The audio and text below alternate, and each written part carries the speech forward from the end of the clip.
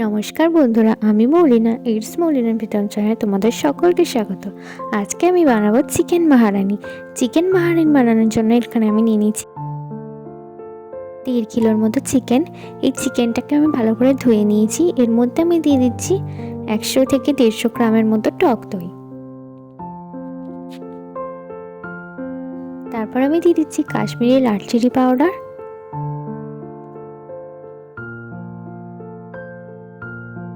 তারপর দিয়ে দিচ্ছি 3 চামচের মতো আদা বাটা,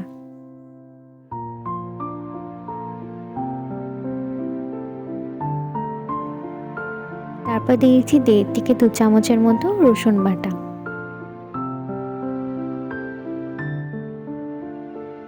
তারপর আমি এর মধ্যে দিয়ে দিচ্ছি কসুরি মেথির পাতা কিছুটা।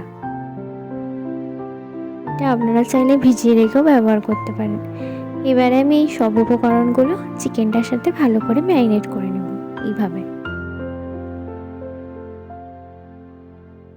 আর আমি এখানে নুনটা ব্যবহার করতে আগে ভুলে গিয়েছিলাম বলে তারপর আমি নুনটা অ্যাড করে দিচ্ছি স্বাদ মতো। আমি এখানে 1 চামচের মতো নুন ব্যবহার করেছি পুরোটা। আবারও ভালো করে মাখিয়ে নিলাম। মাখিয়ে নিয়ে আমি এটাকে প্রায় 1.5 থেকে 2 ঘন্টা এইভাবে রেখে দেবো।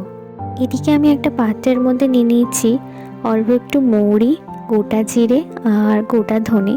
এগুলোকে আমি শুকনো কড়ায় ড্রাই রোস্ট করে নেবো একটু ভালোভাবে। তারপর আমি এটাকে মিক্সিতে গুঁড়ো করে রেখে দেবো আলাদা করে।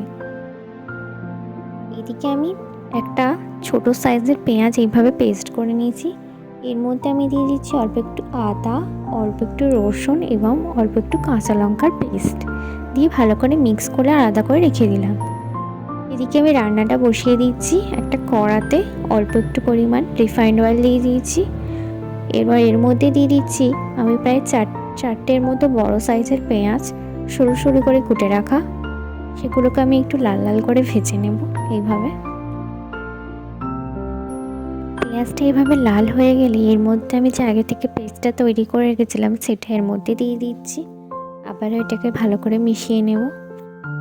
মিশিয়ে নেওয়ার পরে এর মধ্যে আমি চিকেনগুলোকে এইভাবে দিয়ে দেবো।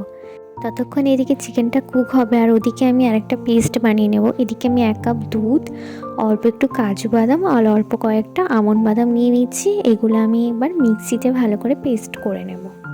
এদিকে দেখতেই পাচ্ছ চিকেনটা থেকে কতটা জল ছেড়েছে। আমি এদিকে কিন্তু 1 ফোঁটাও জল ব্যবহার করিনি।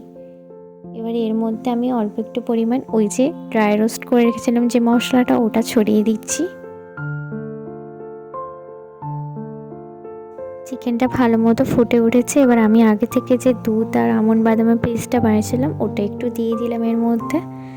এবারে ভালো করে নাড়াচাড়া করে নিয়েছি। আমাদের চিকেনটা পুরোপুরি রেডি। এবার আমরা উপর থেকে একটু চিলি ফ্লেক্সটা এর মধ্যে ছড়িয়ে দেব। এটা আমি বাজার থেকেই কিনেছি।